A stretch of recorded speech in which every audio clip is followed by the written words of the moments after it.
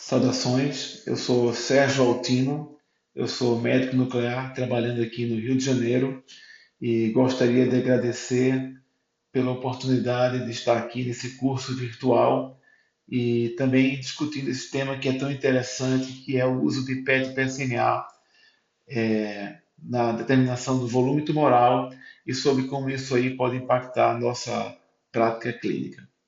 Eu não tenho um conflito de interesse para essa apresentação. Bem, eu gostaria de começar apresentando para vocês esses dois pacientes, ambos pacientes com metástase óssea, como determinado pelo PET-PSMA, mas claramente com um volume tumoral muito diferente. Eles têm o mesmo estadiamento, mas será que ele tem o mesmo prognóstico? Eu diria que não, né? A gente sabe que esses pacientes provavelmente vão ter uma história natural muito diferente.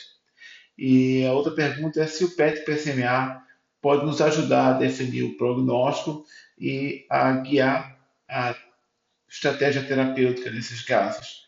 E eu acredito que sim.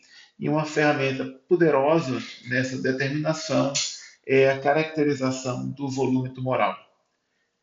É importante entender que todo PET-PSMA tem o potencial de ser quantificado e nos dá a informação do volume tumoral. Então, de certa forma, a opção de trabalhar ou não com essa informação é, no fundo, uma opção nossa, pessoal, uma escolha.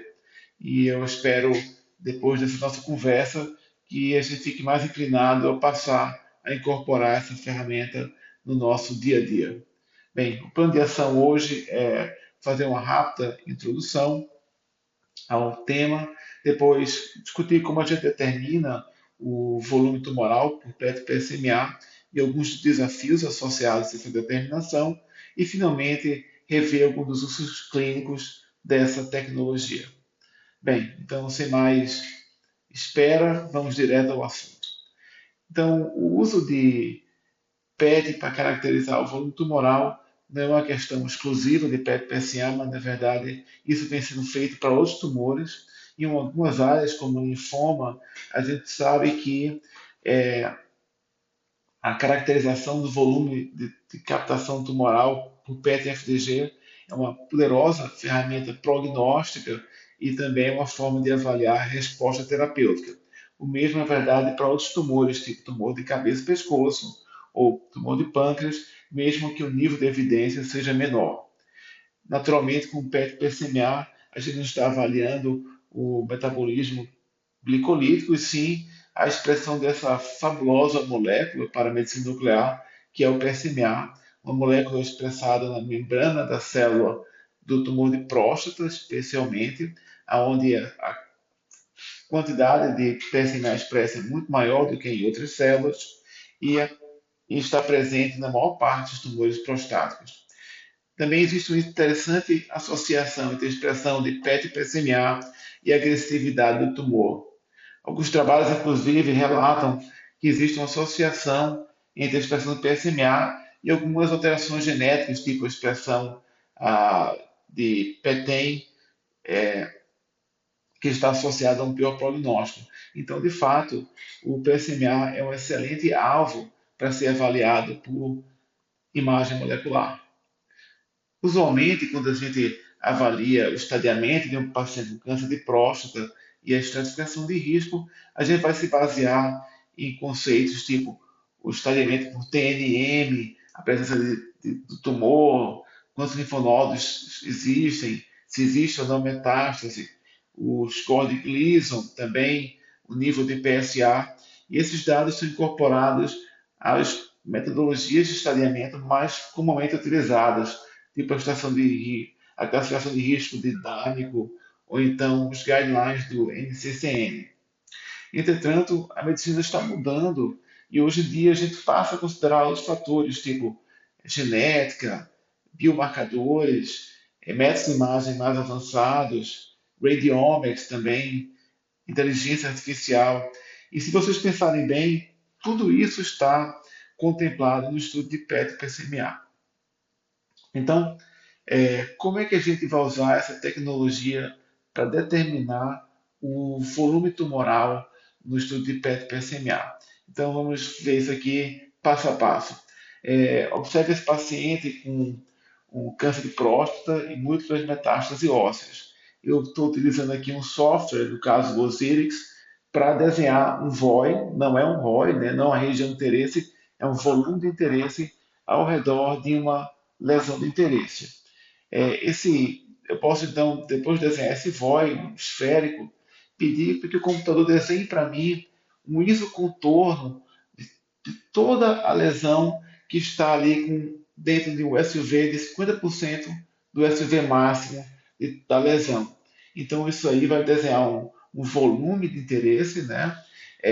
Dentro desse volume, você vai ter um SUV máximo, você vai ter também um SUV médio, um SUV min, e aqui TLG, no caso do Osiris, se refere ao é, é, Total Lesion Glycolysis, né? Mas na verdade, no caso de PSMA, é, é uma razão do volume tumoral multiplicado pela média do SUV. Note também que na medida que eu mudo a forma como o isocontorno é desenhado, os meus parâmetros vão mudar. Então, você tem um isocontorno baseado em 50% do SUV máximo, o volume é 1,9. Se eu falo para o computador, não, desenho para mim um volume, então, baseado em 41% do SUV máximo, que é um número utilizado em vários artigos. Eu tenho, então, um volume 2,4. E se fala para o computador, não, desenha um volume, um isocontorno baseado em todos os voxels que tem o SV maior do que 4, o volume vai para 7,8 e também o SV médio e o TLG vão todos mudar de acordo com essa determinação. Então, isso aqui é como você determina então, os dados de uma lesão apenas. Para determinar o volume total de captação, então, de tumor, você apenas soma todas as lesões individuais. Então, o PSMA TV, que é o PSMA Total Volume, é então o volume de cada uma dessas lesões. O SUV médio é a média do volume do SUV em todas as lesões. O Total Lesion PSMA, na verdade, nada mais é do que o volume total de PSMA, de captação de PSMA multiplicado pelo SUV médio, e o SUV máximo é o SUV máximo de todas as lesões. Notem também que existem várias formas diferentes de fazer o thresholding para a segmentação de cada lesão, que pode ser um percentual do SV máximo de cada lesão, pode ser um valor fixo de SUV, pode ser um valor de SUV baseado no órgão de referência, como por exemplo o fígado, semelhante como a gente faz, por exemplo, no Persist, né? Que é uma forma de avaliar a resposta terapêutica familiar para todos aqui.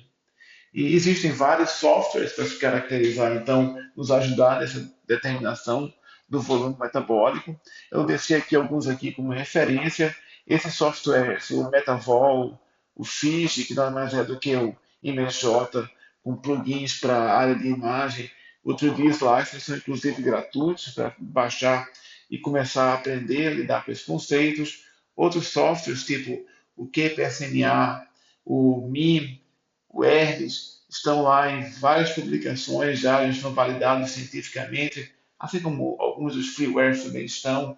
Alguns softwares tipo o Ebony só avalia a captação, por exemplo, no óssea, etc. Então, temos opções para a gente tentar incorporar essa metodologia à nossa prática clínica. Mas existem, é claro, vários desafios. Talvez o principal deles é que o método ainda não tem uma metodologia definida, padronizada. Então, quais os valores analisados, como é o thresholding para a segmentação das lesões. Isso aí muda bastante de trabalho para trabalho, assim como a utilização de diferentes softwares, é claro que é uma fonte de confusão, né?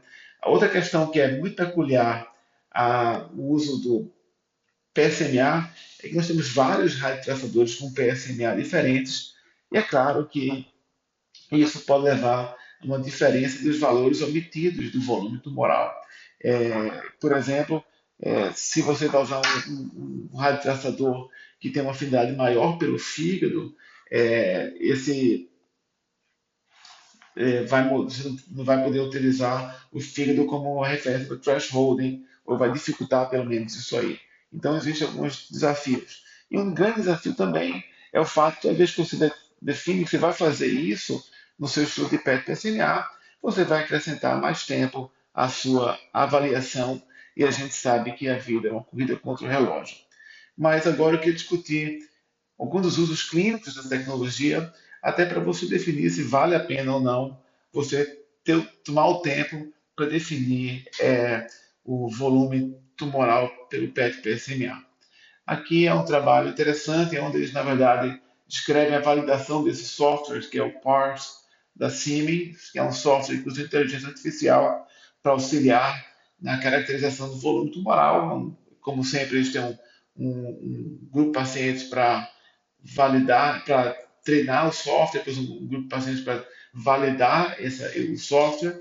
E nesse trabalho, PET-PSMA de todas as indicações foram incluídos, pacientes sensíveis à castração, resistentes à castração, estadiamento inicial, avaliação de resposta terapêutica. Eles avaliaram o volume tumoral e acompanharam os pacientes por um período longo e viram qual capacidade do software de prever a sobrevida com 60 meses depois do PET. E aqui é uma das imagens, né, dos valores obtidos. Esse software consegue definir, inclusive, se a lesão é óssea, se é hepática, se é linfonodal, visceral, etc. E o que o software caracterizou é uma excelente capacidade de determinar prognóstico. Quanto maior o volume tumoral, pior o prognóstico, e conseguir separar bem os pacientes baseados nessa informação. Então, a gente sabe que o volume tumoral tem um valor prognóstico e quanto maior o volume de captação do PSMA, pior o prognóstico do paciente, e isso independe dos outros fatores usualmente utilizados nessa determinação, tipo estadiamento ou score de Gleason, etc. Aqui um outro trabalho interessante, onde eles pegaram pacientes que tinham uma oligorecidiva e foram submetidos a uma terapia com intenção curativa.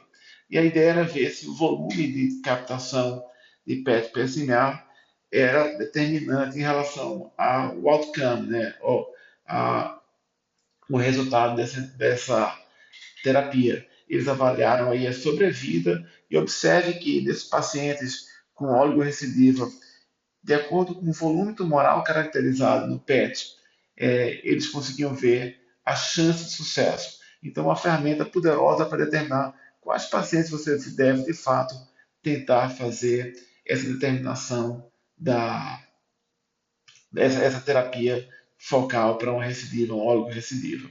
Aqui um outro estudo, onde eles pegaram mais de 40 pacientes com câncer de próstata sensível à castração de alto volume e que foram submetidos a quimioterapia e terapia hormonal e depois fizeram PET de estadiamento. O que eles observaram é que o volume tumoral era, na análise multivariada, era um fator prognóstico independente de outros dados frequentemente utilizados, tipo o PSA, idade do paciente, o ICOG, a presença ou não de metástase hepática, com alto hazard ratios para essa determinação. E a gente conseguia definir claramente o prognóstico de pacientes pelo volume tumoral total, assim como pelo volume tumoral da lesão primária, ou SV máximo do estudo, como caracterizado aqui nessas diferentes curvas de sobrevida para o volume tumoral do tumor primário e o volume tumoral total do paciente. Mas talvez uma das indicações mais interessantes desse conceito é na avaliação de pacientes que vão ser submetidos a essa revolucionária terapia com PSMA do Técio. Aqui é um estudo feito com os pacientes que fizeram parte do Vision, onde eles caracterizaram então o volume tumoral e conseguiram ver que, independente de se o paciente fazia parte do braço que tratou com PSMA lutécio ou o braço o braço que fez as medidas de supportive care, né, supportive care, que o volume tumoral era um fator prognóstico, como a gente já viu em outros trabalhos aqui na nossa discussão.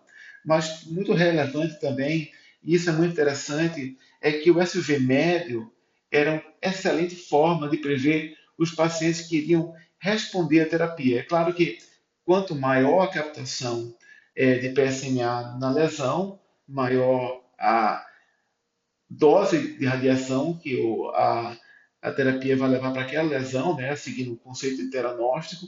Então, nesse trabalho, eles observaram que uma unidade a mais do SVMIN significava uma diminuição do risco de progressão radiográfica de 12% dos pacientes e uma diminuição do risco de morte em 10%. Então, observe como é um fator prognóstico poderoso a captação do SVMIN, caracterizado aí dessa forma.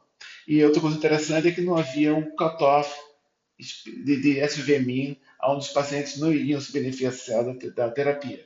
Ou seja, é, mesmo dos pacientes que cumpriam o critério de inclusão no estudo, a captação é, é, de PSMA poderia levar a uma melhor resposta, mas aqueles que pacientes tinham um SVM maior tinham maior chance de resposta.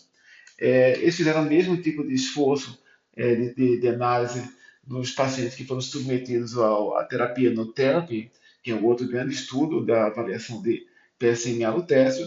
No caso, o critério de inclusão para esse estudo incluía também um PET com FDG, e nesses pacientes eles caracterizaram o SV máximo, o SV min e o volume de captação para ambos os radiofármacos. E observe que nos pacientes submetidos à terapia com o lutécio, o SVMI maior do que 10 aumentava em 12,2 a chance de ter uma melhor resposta ao tratamento, de chegar àquele queda de 50% do PSA.